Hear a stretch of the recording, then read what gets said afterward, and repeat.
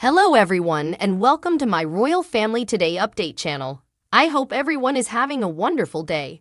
Before we begin, please hit the subscribe button and give this video a thumbs up. Tall Paul, the Queen's footman, was tasked with sorting through her private diaries and letters. The King will have the last say when Tall Paul sifts through the Queen's private documents and determines which of them should be made public.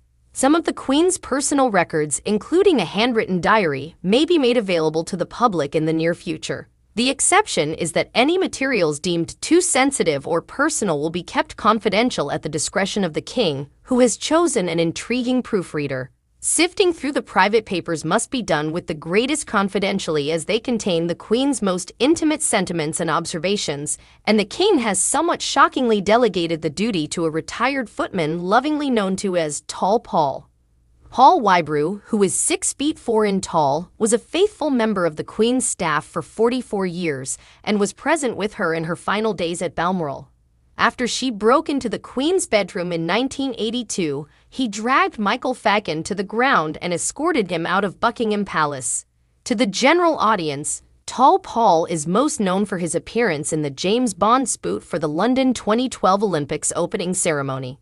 As the Queen was writing a letter at her desk, the page introduces Daniel Craig at Buckingham Palace by simply saying, "Mr. Bond, Your Majesty." Mr. Wybrew, who is in his early 60s, is now in charge of organizing all of the notes on the desk and a few more elsewhere, according to Mail Online. Paul now spends 2 days of his retirement every week scrutinizing each priceless paper. While the Queen admitted to keeping a diary, she verified that it was significantly less thorough than that of her great-great-grandmother, Queen Victoria. Regardless, the contents of the documents may provide some insightful views on themes ranging from politics to private family life. For this task, King Charles needed someone he could trust, someone he could be sure would never breathe a word of whatever he came across. One person said, "The legacy man, Tall Paul, is the keeper of the Queen's secrets. There is no one else the King would have entrusted such a large task to. This is the greatest prize for his steadfastness." The contents of the documents are currently unknown, but they could include fascinating information about the Queen's meeting with Princess Diana to discuss her and Charles' separation, the Megxit talks with Prince Harry, and her various reflections on the 15 prime ministers who served during her reign. The documents will be divided into 3 groups. First, a portion of them will be made public, particularly if they contain constitutional or governmental provisions. Second, some will be designated private by the King and hence preserved in his personal files. Finally, some will fall somewhere in the middle and will be filed within Windsor Castle Library's restricted archives, where they will be shown only to a select group of scholars upon their request. The records that will most likely be made public are copies in the government's custody, as they come under the 20-year rule, which was reduced from 30 in 2013. According to the Public Records Act of 1958, it is the responsibility of the government departments to decide whether files should be transported to the National Archives in Kew, West London, or another designated location. In contrast to the Windsor Archives, records at Kew are open to the public and already include details of sensitive royal events, such as Princess Diana's death in 1997 and King Edward VI's abdication in 1936. However, the Queen's personal journals will remain a private matter for her close family. The records might be available for an exhibition, but the details would have to be worked out with the Cabinet Office. If an agreement could be reached, they would be held by the Royal Collection Trust, which is in charge of royal exhibition files. The Queen informed Sir Michael Palin, a broadcaster and aspiring diarist, that she wrote her diaries for around 15 minutes each night before going to bed when she felt too exhausted. In a documentary, she informed the then Bishop of Chelmsford, "I keep a diary, but not like Queen Victoria's." Due of her intimate relationship with King Charles, Peep Show actress joins the royals at Ascot.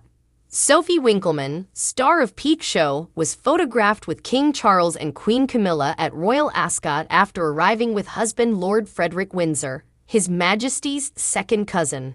Sophie Winkleman was spotted today at Royal Ascot with King Charles and Queen Camilla. The actress, dressed in yellow, stood out from the crowd and was seen observing from a balcony near the royals. Lord Frederick Windsor, the 42-year-old half-sister of Claudia Winkleman, arrived with her husband of nearly 15 years.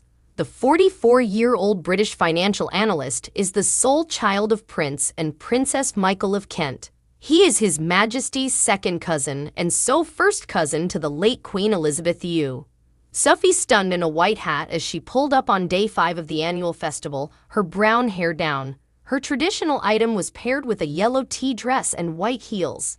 The actress was spotted conversing with King Charles, Camilla, and Thomas Kingston. The Queen matched the TV personality in white, wearing a wide-brimmed, feathered hat and matching outfit. Frederick, Sophie's husband, grew raised at Kensington Palace with his more distant cousins, Prince Harry and Prince William.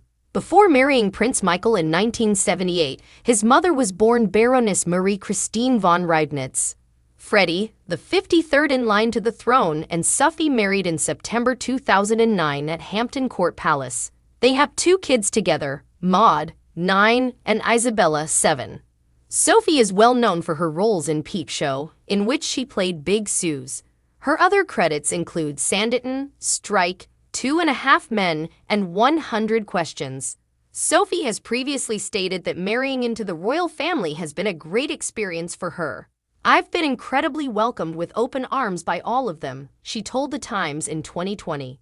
"The Queen has been fantastic, Prince Charles has been fantastic, and Prince William has been heaven.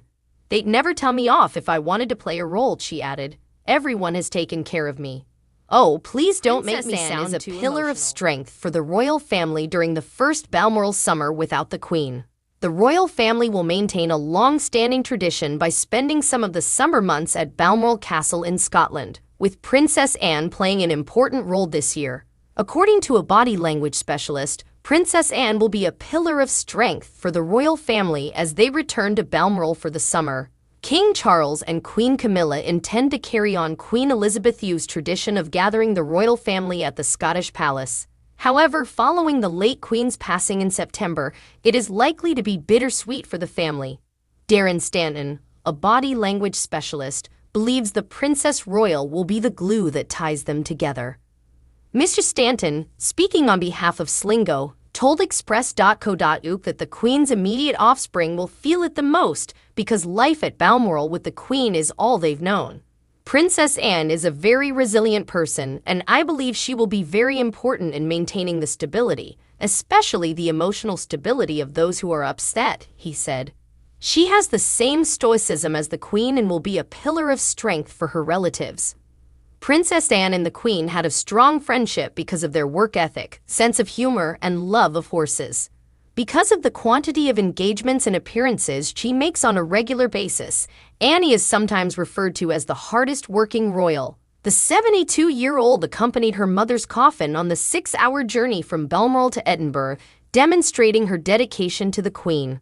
While the Queen used to stay at Balmoral until October, the King is scheduled to return to public engagements in a far shorter trip.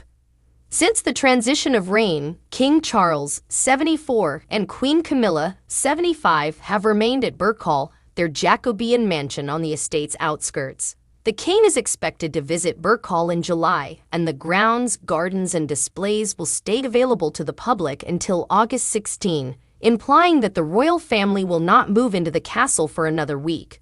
"We expect the family to be together there in the summer," a royal source stated. However, the diaries are still being organized. Balmoral was renowned as the late Queen's happy place throughout her reign, where she spent the majority of her summers. The 50,000-acre estate is located in Aberdeen's Dee Valley, where the family can get away from the public eye, explore the outdoors, and ride horses on the grounds. In a documentary, Princess Eugenie, the Queen's granddaughter, claimed that the Queen is most happy there. "I think she really loves the Highlands," she added. "It's a beautiful base for us to visit Granny and Grandpa up there, where you just have room to breathe and run." Thanks for watching. If you like this video, so please don't forget to subscribe my channel and don't miss any update.